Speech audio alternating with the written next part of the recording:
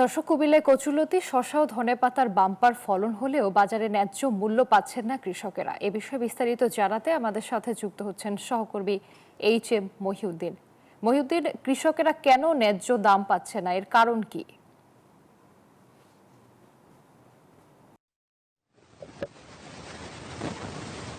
ধন্যবাদ ধ্রুবা আপনাকে। আপনি যেমনটি বলছিলেন, কুমিল্লার উৎপাদিত শাক সবজি সহ বিভিন্ন ধরনের যে ফলন রয়েছে সেই ফলনে কিন্তু কুমিল্লা জেলা শহরের চাহিদা মিটিয়ে বিভিন্ন জেলা এবং বিদেশেও রপ্তানি হচ্ছে। কুমিল্লার এই বরুড়া উপজেলার আমি যদি আপনাকে একটু দেখাই, এই কুমিল্লা বরুড়া উপজেলার কচুলতি, শসা এবং ধনেপাতা সহ বিভিন্ন ধরনের যে শাক সবজি রয়েছে প্রতি বছরই এটার বাম্পার ফলন তৈরি হয়। যার এই বাম্পার ফলন তৈরি হলেও কৃষকেরা তাদের গুচ্ছিত সঞ্চয়ের টাকা বিনিয়োগ করে কিন্তু যখন সোনালী ফসল যখন হাতে আসে তখনই কিন্তু তারা আর বাজারে তারা ন্যায্য মূল্য পাচ্ছে না। তার বিষয়টি হচ্ছে যে আসলে স্থানীয়ভাবে যেই পরিমাণ উৎপাদিত শ্রমিক খরচ হয় সেই শ্রমিক খরচের কিন্তু বান্ডেল থাকলে প্রতি সেনমানিতে টাকা বাঁচবে।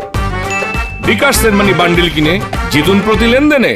ন্যায্য মূল্য তারা না পাওয়ার কারণেই কিন্তু তারা বিপাকে পড়ছেন। কৃষি অফিস তাদেরকে বিভিন্ন সময় তাদেরকে সহযোগিতার আশ্বাস দিলেও নামে মাত্র কিছু সহযোগিতা করে, তবে কৃষকের এই মানে সমস্যাটা তারা আসলে খুব ভুক্তভোগীভাবে তারা তৈরি করছেন।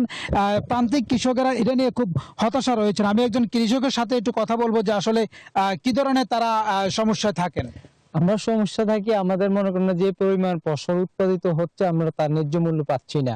কুমিল্লার এই বগুড়া সরাবতীতে সবচেয়ে বেশি আপনার কচুলতি এবং কচু, ধনিয়া পাতা এগুলো সবচেয়ে বেশি উৎপাদন হয়, যার কারণে এগুলো আমরা বাংলাদেশ আপনার বিভিন্ন ডিস্ট্রিক্টে কাভার করে বিদেশে এগুলো রপ্তানি হয়। সরকারি সহযোগিতা আপনারা কিরকম পাচ্ছেন? সরকারি সহযোগিতা আমরা শুধুমাত্র নামে মাত্র কিছু সহযোগিতা পাচ্ছি, যেমন আমাদেরকে কয়েকটা স্টিকার, 2 বস্তা সার, কিছু ডিব্বা এগুলো আমাদেরকে দিছি, ঠিক আছে, কৃষি অফিস থেকে।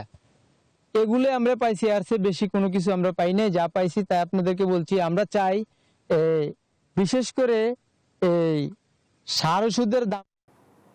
মহিউদ্দিন, আপনাকে ধন্যবাদ।